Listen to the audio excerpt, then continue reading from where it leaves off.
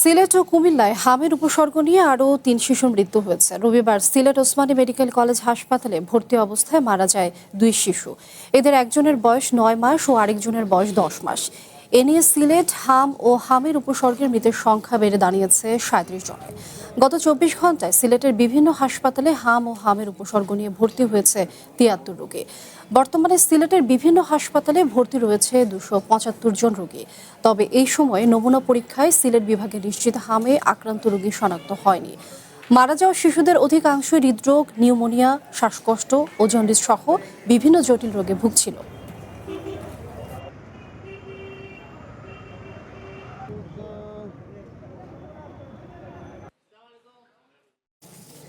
এ বিষয়ে আরো খবরাখবর জানাতে সিলেট থেকে সরাসরি যোগ দিচ্ছেন MA কায়ুম।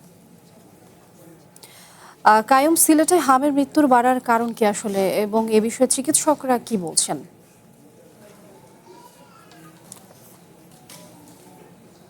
আমি যদি বলি তাহলে সিলেটের যে হামের উপদ্রব সেটি বাড়ছে, এমনটি বলছেন আমাদের এখানকার বিশেষজ্ঞ ডাক্তার যারা আছেন তারা। কারণ সিলেটে 4টি জেলার মধ্যে যেসব জেলা হাওর অধ্যুষিত এলাকা অর্থাৎ মৌলভীবাজার, হবিগঞ্জ এবং সুনামগঞ্জ, এই 3টি জেলার রোগীর সংখ্যা কিন্তু বেশি। আমি যে ওয়ার্ডে আছি সেটি হচ্ছে শহীদ শামসুদ্দিন হাসপাতালের হাব আইসোলেশন সেন্টার। এই সেন্টারে এসে আমি যতটুকু দেখেছি, আমার সহকর্মীকে বলবো আপনাকে একটু দেখাতে।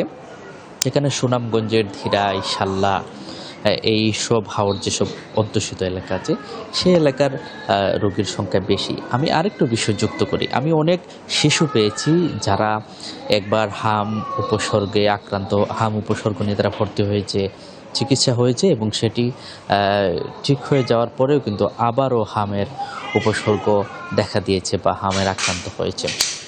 ডাক্তাররা আমাদের যে বিষয়টি বলেছেন যে তারা এখন পর্যন্ত যে 37 শিশু আছে সেই 37 শিশুর মধ্যে মাত্র 4 জন শিশু কিন্তু সরাসরি হাম নিয়ে মৃত্যুবরণ করেছে এবং বাকি যে শিশুগুলো মারা গেছে সেসব শিশু নিউমোনিয়া বা বিভিন্ন শিশুদের যেসব জটিল রোগ থাকে সেসব রোগে কিন্তু তারা মারা গেছে। এইসব বিষয়ে একটি কারণ হচ্ছে যে শিশুদের সঠিক পরিচর্যা এবং টিকাদানের যে বিষয়টি ছিল সেই বিষয়টি তারা যথাযথ সময়ে পায়নি, এমনটি অভিযোগ করেছেন অভিভাবকরা। তারা আরেকটি বিষয় দাবি তুলেছেন যে এসব টিকা প্রক্রিয়ায় যদি কোনো ত্রুটি থাকে রাষ্ট্রের জন্য এটি সঠিক একটি পদক্ষেপ নেয়। তো এই ছিল সিলেট থেকে হাম নিয়ে আমার কাছে সবশেষ পরিস্থিতি।